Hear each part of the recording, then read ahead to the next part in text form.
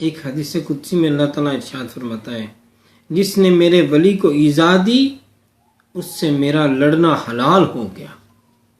یعنی جس نے اللہ کے کسی ولی کو نقصان پہنچایا، سزا تکلیف پہنچائی، تو اللہ تعالیٰ فرماتا ہے اس سے لڑنا میں اپنا واجب سمجھتا ہوں، اس کے ساتھ لڑنا واجب ہو گیا، مجھ پر حلال ہو گیا اس کے ساتھ۔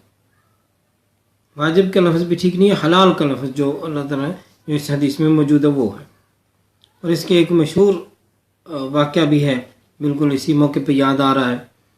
حضرت غوث علی شاہ صاحب قلندر پانی پتی نے اس کی روایت فرمائی ہے کہ ایک دفعہ کو اللہ کا بزرگ کو ولی بظاہر خستہ حال کپڑے اور خستہ حالی کے اندر سفر کر رہا تھا، راستے میں کیچڑ وغیرہ تھا، بازار میں سے گزر رہا تھا، تو چونکہ غریب آدمی تھا، ٹوٹی پھوٹی جوتی تھی، جیسے بھی تھی، پاس سے ایک اور کوئی جوڑا گزر رہا تھا، میاں بیوی تھے یا عاشق معشوق تھے، جو بھی تھے، ایک مرد اور ایک عورت گزر رہے تھے۔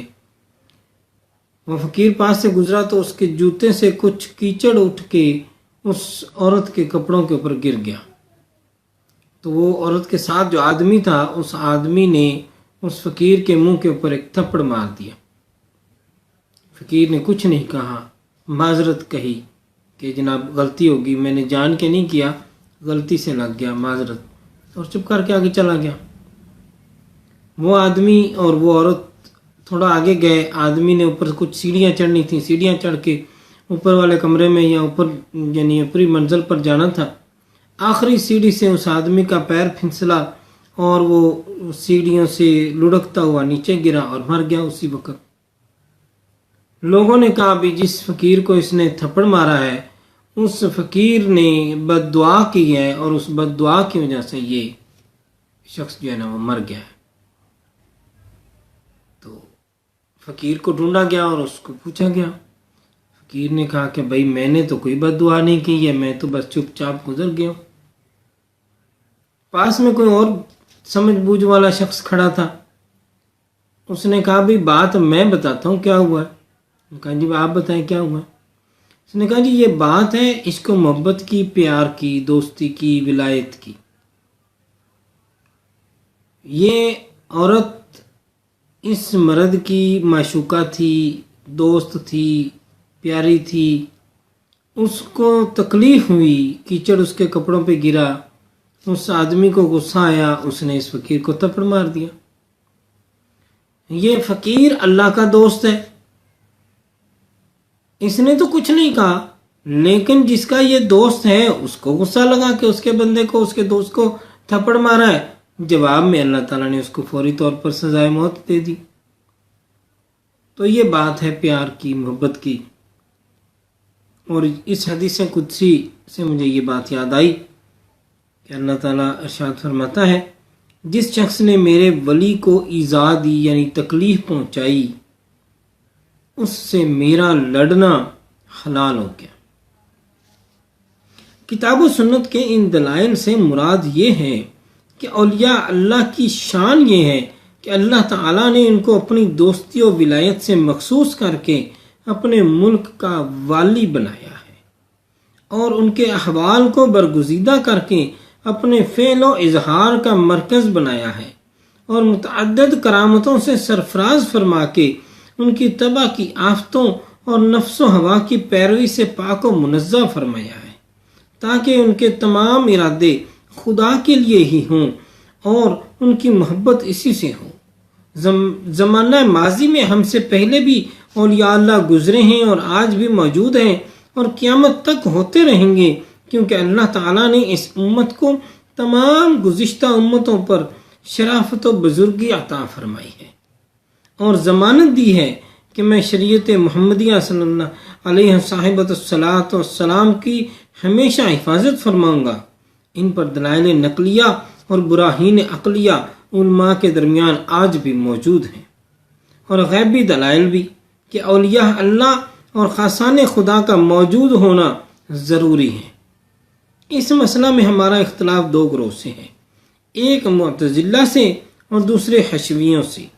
معتزلہ ایمانداروں میں ایک کی دوسرے پر تخصیص کا انکار کرتے ہیں، حالانکہ ولی کے خاص ہونے سے انکار کرنا نبی کے انکار کو مستلزم ہے، اور یہ ہوئے تو ہیں لیکن آج نہیں ہے، اور یہ کفر ہے۔ اور عام حشوی اگرچہ تخصیص کو جائز تو رکھتے ہیں لیکن ساتھ ہی یہ کہتے ہیں کہ ولی ہوئے تو ہیں لیکن آج نہیں ہیں، حالانکہ ماضی و حال اور مستقبل کا انکار سب برابر ہے، اس لیے کہ انکار کا ایک رخ دوسرے رخ سے زیادہ بہتر ہے۔ لہذا اللہ تعالیٰ نے براہین نبوت کو آج تک باقی رکھا ہے اور اولیاء کو اس کے اظہار کا سبب بنایا ہے تاکہ آیات حق اور حضور اکرم صلی اللہ علیہ وسلم کی صداقت کے دلائل ہمیشہ ظاہر ہوتے رہیں۔ اللہ تعالیٰ نے اولیاء کو جہان کا والی بنایا ہے، یہاں تک کہ وہ خاص سنت نبوی صلی اللہ علیہ وسلم کے پیروکار ہو کر رہے اور نفس کی پیروی کی راہوں کو چھوڑ دیا۔ آسمان سے رحمتوں کی بارش انہی کے قدموں کی برکت سے ہوتی ہے، اور زمین میں جو کچھ اگتا ہے وہ انہی کی برکت اور ان کے احوال کی صفائی کی بدولت پیدا ہوتا ہے۔ کافروں پر مسلمانوں کی فتح یابی انہی کے ارادے سے ہے۔ مخفی اولیاء کی تعداد اور اولیاء اللہ کی اقسام۔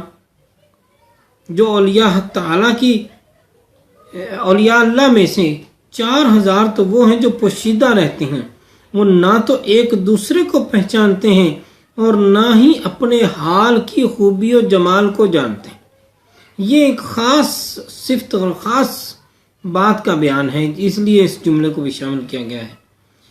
اولیاء اللہ میں سے 4000 وہ ہیں، یہ 4000 آج سے 1000 سال پرانے دور کی بات ہے۔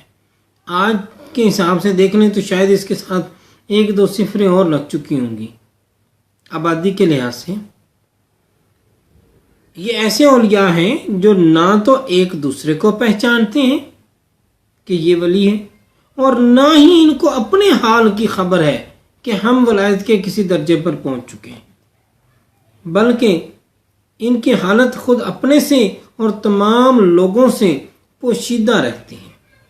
اس بارے میں متعدد احادیث وارد ہوئی ہیں اور اولیاء کرام کے اقوال اس پر شاہد و ناطق ہیں۔ اور داتا صاحب فرماتے ہیں کہ مجھ پر خود بحمدللہ اس کے معانی ظاہر ہو چکے ہیں۔ داتا صاحب اپنے بارے میں یہ ارشاد فرما رہے ہیں۔ اولیاء کی اقسام میں فرماتے ہیں کہ جو اولیاء حق تعالیٰ کی بارگاہ کے لشکری اور مشکلات کو حل کرنے والے اور حال شدہ کو بند کرنے والے، اور ان کی تعداد 360 اور ان کے اخیار کہا جاتا ہے، اور 40 وہ ہیں جن کو ابدال، اور 7 وہ ہیں جن کو ابرار، اور 4 وہ ہیں جن کو اوتاد، اور 3 وہ ہیں جن کو نقبا، اور ایک وہ ہیں جسے کتب، اور ایک کو غوث کہا جاتا ہے۔ یہ اولیاء وہ ہیں جو ایک دوسرے کو پہچانتے ہیں اور امور و معاملات میں ایک دوسرے کی اجازت کے محتاج ہوتے ہیں۔ ان پر مروی صحیح حدیث ناطق ہیں اور اہل سنت و جماعت کا ان کی صحت پر اجماع ہے، یہاں شرح و بسط کی گنجائش نہیں ہے۔